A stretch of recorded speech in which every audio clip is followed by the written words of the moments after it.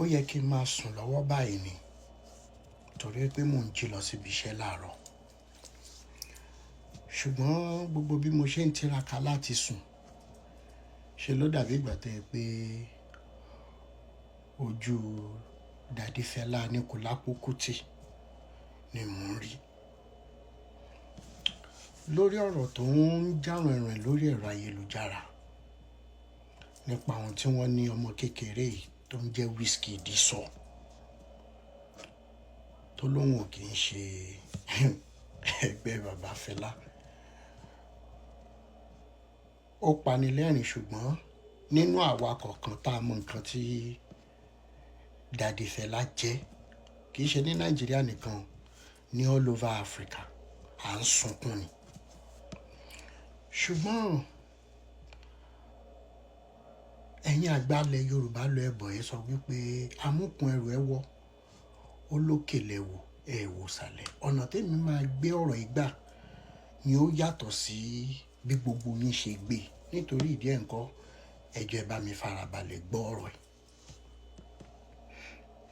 Alákọ̀ọ́kọ́ ni wípé àwa ọ̀dọ́ Nàìjíríà nǹkan ti ṣe wá torí wípé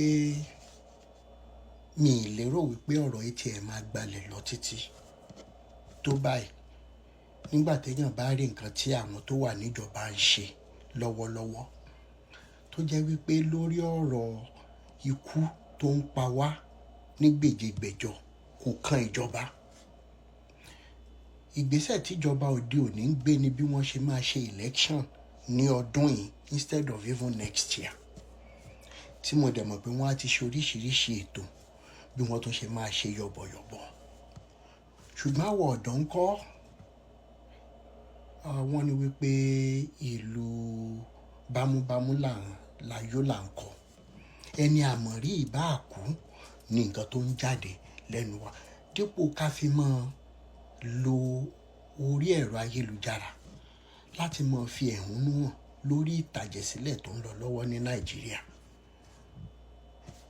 We easily get distracted by frivolities.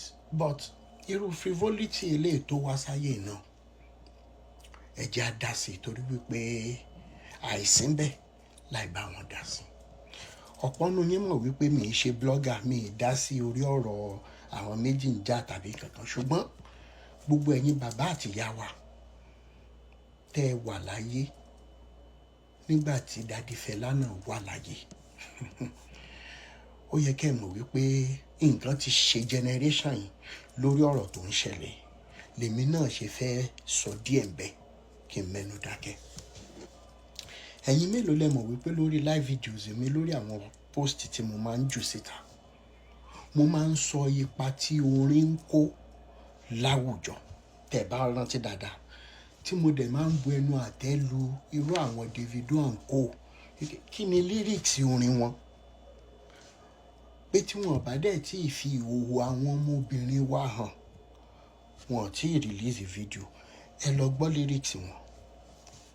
Ọ̀pọ̀ nínú yín ò understand ńgbà yẹn.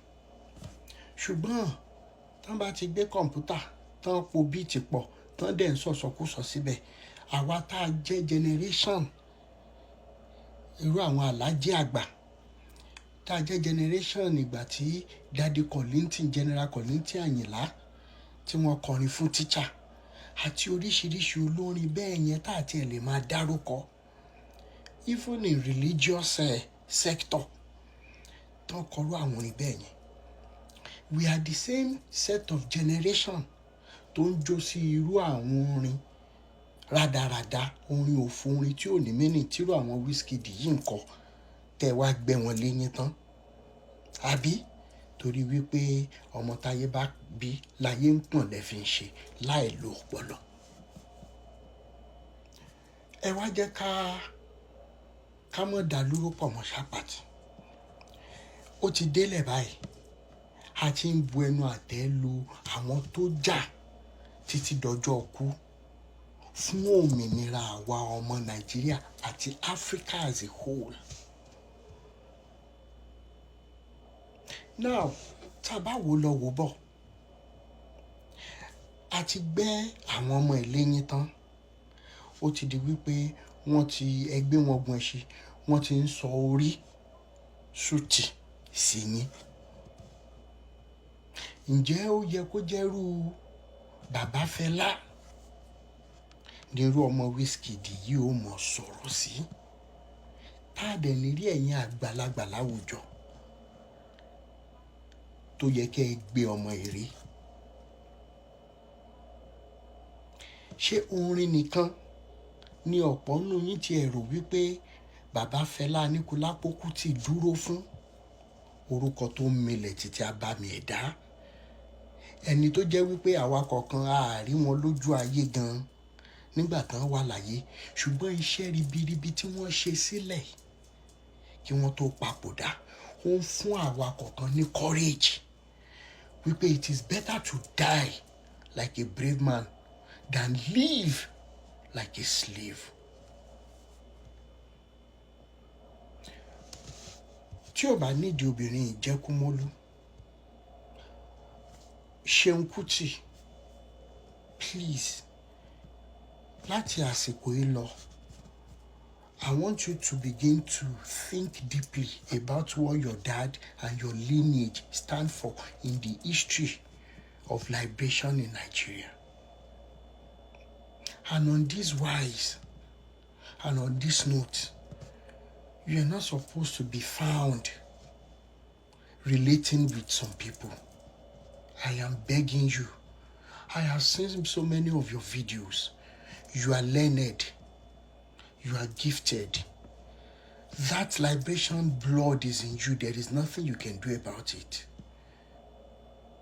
Ibi tó bá dẹ̀ yẹ ká ti máa bá irú ẹ̀, ibẹ̀ ló yẹ ká ti máa bá ẹ̀, kì í ṣe lẹ́gbẹ̀rú àwọn Wizkid yìí. Ó kì í ṣe ẹgbẹ́ wọn. Because you are also talented and you speak when it matters. I've listened to some of your videos. Bro, ó jù wọ́n lọ gbàgbé. Má jẹ́ kí wọ́n máa bu ẹnu àtẹ́lu tí bàbá abàmì ẹ̀dá, má jẹ́ kí wọ́n máa bu ẹnu àtẹ́lu rárá. Silence most times is the best answer for fools. Fún gbogbo àwa tá a wá gbé àwọn ọmọ ẹ̀ lẹ́yìn, tán bá ti kọ̀kọ́ kúkọ̀ wọn tán, a máa bá wọn fi ṣe fídíò, a máa bá wọn share without thinking about the negative impacts on the next generation. Lastly, some of you tí ò mọ nǹkan tí bàbá Fẹlá dúró fún, it's beyond music. He was a man that in the next 700 years, Nigeria might not get somebody like that again. Bẹ́ẹ̀ ni irú bàbá wa Gbẹ́ngà Alábẹ̀fẹ̀ Jẹ̀ngbẹ̀tìẹ̀lẹ̀, kẹ́tún tó ríru wọn nígbó, kẹ́tún tó ríru igi wọn nígbó, ọ̀nà àná. Now, fún gbogbo àwa tí à ń sọ̀rọ̀ sọ́tún sósì, ó dà ìgbà tẹ́ pé lọ́wọ́lọ́wọ́ báyìí, some of you will begin to understand the reason behind our tears when we're talking about all these things. Alábọ̀rọ̀ lásán fọmọlúàbí tó bá dénú àdó dìde, ọ̀pọ̀ nínú yín ò mọ speech tí bàbá Fẹlá Aníkúlápó Kuti give ní France many years ago. He spoke on behalf of Africans, not even Nigerians alone. He was so brave. He was so precise. Wọn kì í wojú wúche rárá. And that is the kind of spirit some of us have. Live on, legend. We will forever appreciate you. Even the coming generation will not forget you. I appreciate every one of you who has been able to speak against the foolishness of this boy who calls himself Wizkid. I rest my case for now. Ó dàárọ̀.